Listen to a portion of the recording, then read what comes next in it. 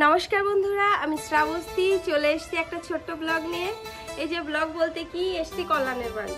দুজন মিলে আজকে রবিবার গল্প করছিলাম। গল্প করতে করতে ও বললো যে আমার গাছে বেগুন, মানে ও পাকিয়েছে একদম সুন্দর একটা বেগুন, সেই বেগুনটার বীজ রাখা হবে। তো বললো চল ভাই বোনে দুজনে মিলে আজকে আমরা বেগুনের বীজ কাটাকাটি সব কিছু, ওটারও একটা প্রসেসিং আছে কিন্তু সেটা আমি ভালো জানি না, সে জানে। এই যে পাকালো ওই সব কিছু করবে, আমি সাথে থাকবো, তারপরে ভাগ হবে অর্ধেক অর্ধেক। ওই কিন্তু বেগুন গাছ ওই কাটবে, ওই সব কিছু করবো, শুধুমাত্র ভাগের বেলায় আমি সমান সমান। তা চলুন, আজকে এই যে কাঁচি টাচি নিয়ে রেডি হয়ে গেছি, এখন যাব বেগুন কাটতে। চলুন যাওয়া যাক। চল বাচ্চাদেরটাও একদম রোদ্রের ভিতরে, এই রোদ্র যত রোদ্দুর হবে এইসব কাজ তো সেই রোদ্রেই করা লাগে, না হলে তো বেগুনের ভিতরে তো জল থাকবে, পচে যাবে, শুকাবে না। এই যে সেই বেগুন, অনেক যত্নের বেগুন আমাদের। এই বেগুন দেখো ফেটে গেছে, এত সুন্দর হয়েছে। আমার কত বন্ধু যে বলবে যে আমাকে দুটো বীজ দিও, আমাকে দুটো চারা দিও।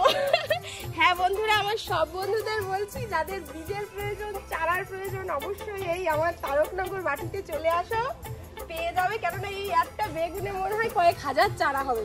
কি রে, কি বলবি? হ্যাঁ তা তো হবেই। ভগবানের নাম নিয়ে রামনবমীর দিন, ভালো দিনে ভালো কাজ।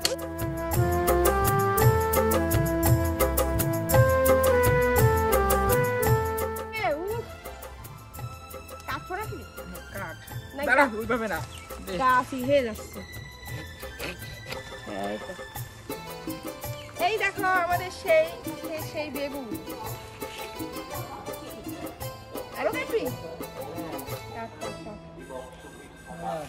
কল্যাণ, তোমার এই বেগুন কাটার পরে মনের অনুভূতিটা কি বলো একটু? মনের অনুভূতি, এর ভিতর কতগুলো বীজ আছে সেটাই দেখার জন্য খুব মন করছে। সবুজ সবুজ সাদা সাদা দাগ হয়, হেভি সুন্দর বেগুন। এটা এখন পেকে হলুদ হয়ে গেছে, বোঝা যাচ্ছে না, কিন্তু কাঁচা অবস্থায় দারুণ দেখতে লাগে। খেতেও ভালো রে, হ্যাঁ খেতেও ভালো, হালকা হালকা কাটা ভালো।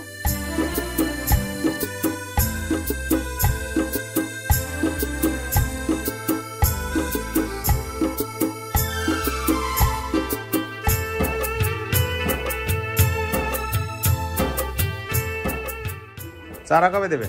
আরে শুকাবে, ঝনঝনি হবে অনেক। এরপরে কি কি কাজ আছে এই বেগুনগুলো? এবার এটা কাটবো, কেটে বীজগুলো বার করবো। দেখি কাটো তো। হ্যাঁ, কেটে বীজগুলো বার করব, বার করার পরে তারপরে হচ্ছে বীজগুলো ধুতে হবে।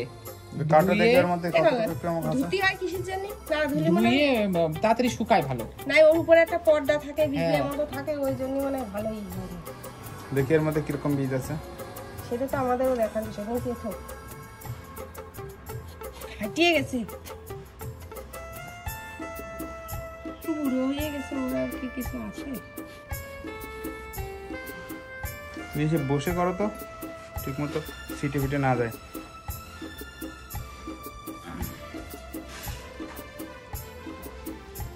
এত সুন্দর গন্ধ বেরোচ্ছে, কিন্তু পাকা ফলের যেমন একটা গন্ধ আছে, বেগুনের গন্ধ মোটে নেই। বেগুনি বলে গুণ নেই, কত গুণ, তাই না? বেগুনি কিনলে তুমি এখন বাজারে কিনতে যাও সব 10-20 টাকা কেজি, বেগুনি 50 টাকা। নিচে রাখো, নিচে নিচে নিচে। হ্যাঁ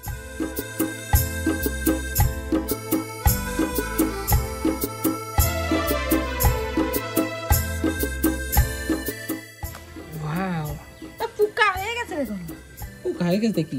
বীজ তো বীজ আছে, সুন্দর বীজ, কত বীজ দেখো।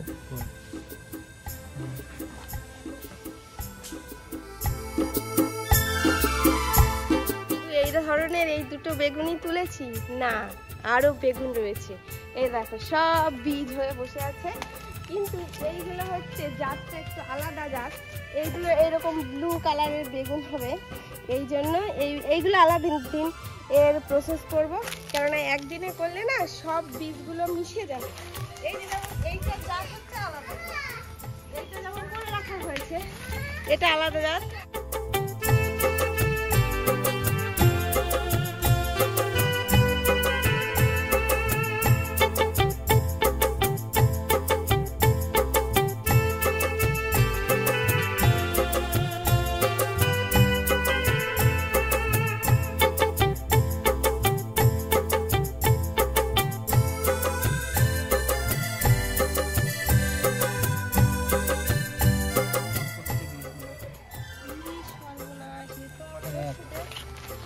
জেলি দেখ দে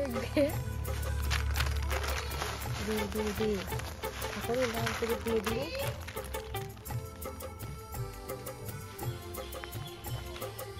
আরে সিটাইস এই এক জায়গায় নি গলা ধরে শিখি দিতে।